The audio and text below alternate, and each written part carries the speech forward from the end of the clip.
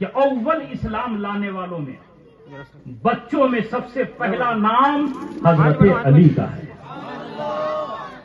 بڑوں میں سب سے پہلا نام خلیفہ اول حضرت سیدنا امیر المومنین ابو بکر صدیق رضی اللہ تعالیٰ عنہ کا ہے، عورتوں میں حضرت سیدنا خدیجہ الکبریٰ رضی اللہ تعالیٰ عنہا کا ہے، اور غریبوں میں غلاموں میں حضرت سیدنا زید کا ہے۔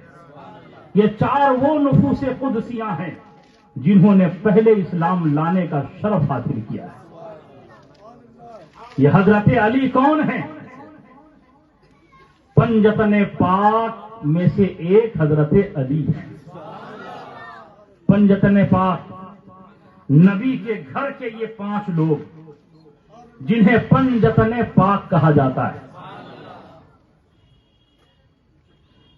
حضرت علی، خاتون جنت، حسن و حسین، یہ کون ہوئے بولو؟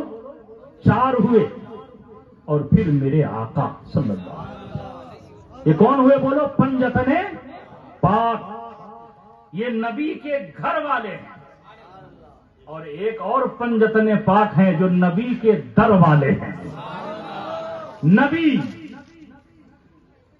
ابو بکر، حضرت عمر، حضرت عثمان اور حضرت علی، یہ نبی کے در والے ہیں اور یہ نبی کے گھر والے ہیں۔ اور سنیوں، اپنی قسمت پہ ناز کرو کہ ہم اس پنجتن پاک کو بھی مانتے ہیں جو نبی کے گھر والے ہیں، اور اس پنجتن پاک کو بھی مانتے ہیں جو نبی کے در والے ہیں۔ سبحان اللہ، ہم دونوں پنجتن پاک کے ماننے والے ہیں۔ سبحان اللہ، سبحان اللہ۔ اور اسی لیے اچھے رضا، پیارے رضا، ہم سب کے رضا امام احمد رضا فاضل بریلوی علیہ رحمت و رضوان فرماتے ہیں، سبحان اللہ، سنیوں مزدے جاں فضا ہے تمہارے لیے، تم دونوں پنجتن پاک کے ماننے والے ہو، در کو بھی ہم مانتے ہیں، گھر والے کو بھی ہم مانتے ہیں۔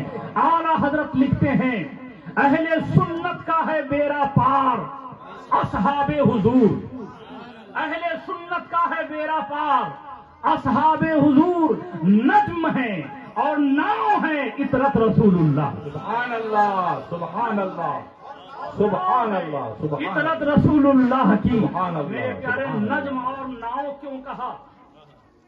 اس زمانے میں جب گھڑی کا رواج نہ تھا، کشتی پہ سفر کرنا بڑا مشکل ہو جاتا تھا، مشنری نہیں تھی، سمتیں طے کرنا لوگوں کو بڑا دشوار ہو جاتا تھا، تو اس زمانے میں لوگ علم کے اتنے ماہر ہوا کرتے تھے کہ آسمان پہ چمکنے والے ستارے کو دیکھ کر سمتیں متعین کر لیتے تھے کہ یہ پورب ہے، یہ پچھم ہے، یہ اتر ہے، یہ دکھن ہے۔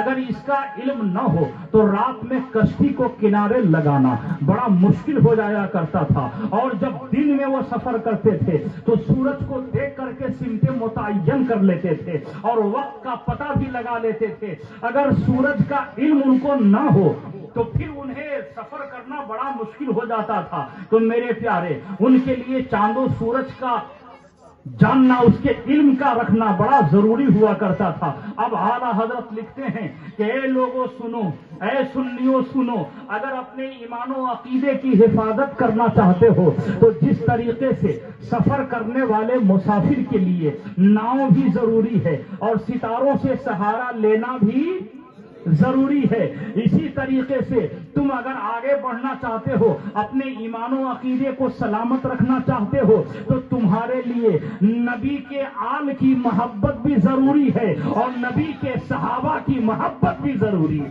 سبحان اللہ، سبحان اللہ، صحابہ کی محبت بھی ضروری ہے۔ سبحان اللہ، اسی لیے بے شک۔ ہم اہل سنت والجماعت دونوں پنجتن پاک کے ماننے والے ہیں۔ بے شک، جو در والے ہیں اسے بھی مانتے ہیں، جو گھر والے ہیں اسے بھی مانتے ہیں۔ اور ایک جملہ بولوں، ایمان تازہ ہو جائے گا، قربان جائیے حضرت علی کی عظمت پر، مچل کے کہو سبحان اللہ، قربان جائیے حضرت علی کی عظمت پر کہ حضرت علی کی وہ شان ہے کہ یہ دونوں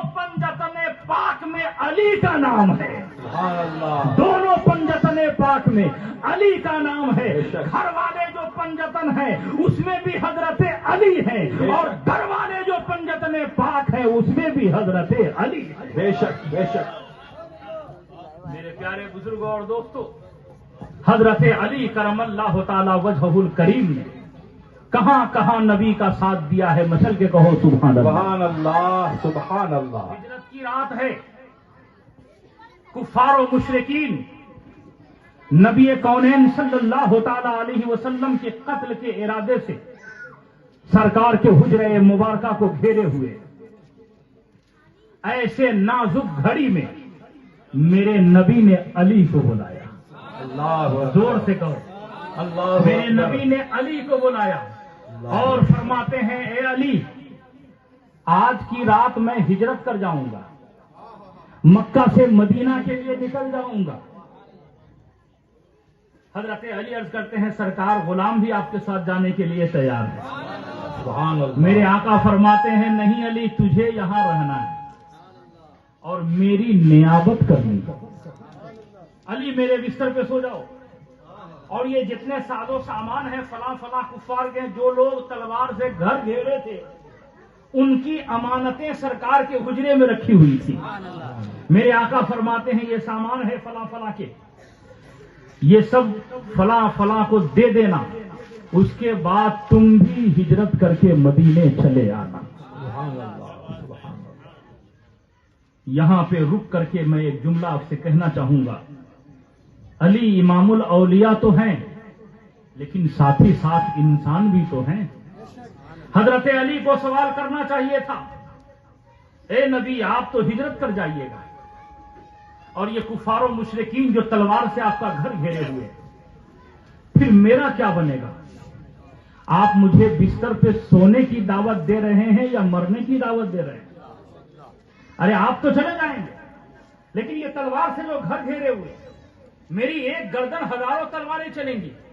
یہ سونے کی دعوت ہے یا مرنے کی دعوت ہے؟ حضرت علی کو اپنے جان کی فکر کرنی چاہیے, لیکن وہ علی اپنے جان کی فکر کیا کرتے, جو بچپن میں ہی تن من دھن نبی کے نام پہ قربان کرنے کا وعدہ کر لیے. سبحان اللہ. سبحان اللہ. بڑے سنجیدگی کے ساتھ جواب دیتے ہیں, ہاں یا رسول اللہ, میں آپ کے بستر پہ سو جاؤں گا. تاریخ بتاتی ہے, آقائے کریم صلی اللہ تعالی علیہ وسلم اپنے حجرہ پاک سے باہر نکلے, کفار چاروں طرف سے تلوار سے گھر گھیرے ہوئے. آقائے کریم صلی اللہ تعالی وسلم نے ایک مشت خاک اٹھائی اور یاسین مقدس کی چند آیتیں کو پڑھ کر ان کفار کے سروں پہ ڈال دیا. ڈالنا تھا, وہ اندھے ہو گئے. سرکار انہی کے درمیان سے بحفاظت نکل گئے. سبحان اللہ. ایک فرقہ ہے خارجی, وہ کہتے ہیں کہ کفار کے درمیان سے حضور اس لیے بچ کے نکل گئے کہ کفاروں کو نیند آ گئی تھی. میں کہتا ہوں, ظالموں, نعوذ باللہ من ذالک. ارے سونا, کفار کو اس رات سونا ہی نہیں تھا. ان کے زندگی کا سب سے بڑا مقصد یہ تھا کہ ماذ اللہ ثم ماذ اللہ, حضور کو شہید کر دیا جائے. بات یہ نہیں ہے کہ کفار کو نیند آ گئی. قرآن مقدس کا مطالعہ کیجئے تو یہ بات سامنے آتی ہے. قرآن نے تو یہ اعلان کیا ہے, اے نبی, آپ نے جو وہ خاک ڈالی تھی ان کفاروں کے سروں پر, وہ آپ نے نہیں, آپ کے رب نے ڈالی تھی, جس سے وہ اندھے ہو گئے تھے اور آپ بحفاظت وہاں سے نکل گئے. سبحان اللہ. سبحان اللہ. آقائے کریم صلی اللہ تعالی علیہ وسلم تشریف لے گئے. کفار کھڑے رہے, انتظار کر رہے ہیں, کھڑے ہیں کفار. تھوڑی دیر کے بعد کوئی ایک عورت جو دور سے دیکھ رہی تھی, اس نے آ کے خبر دی کہ تم کھڑے ہو ان کے انتظار میں, وہ تو نکل گئے, اور نکلتے وقت تمہارے سروں پہ دھول ڈال گئے. جب ان لوگوں نے اپنے سروں کو دیکھا تو واقعی سروں پہ ان کے دھول پڑے ہوئے تھے. بہرحال کفار نے دروازہ کھٹکھٹایا. جب کچھ آواز نہ ملی تو ابو جہل آگے بڑھا اور دھکا دے کے دروازے کو توڑا, اندر گیا. جیسے ہی اندر گیا تو دیکھا بستر پہ سو رہے. آگے بڑھا ابو جہل, چادر ہٹائی تو چہرے نبی نظر آیا. سبحان اللہ. نبی کا چہرہ سامنے ہے. ابو جہل چیختا چلانا شروع کیا, جلدی کرو, جلدی آؤ, تلوار نکالو, گردن اڑاؤ, موقع اچھا ہے. جیسے ہی دشمن آگے بڑھے, حضرت علی بستر سے اتر کے نیچے آئے. نیچے آئے, ابو جہل نے گریبان تھام لیا, کہا ارے اتنی جلدی میری نگاہوں کو دھوکہ کیسے ہو گیا؟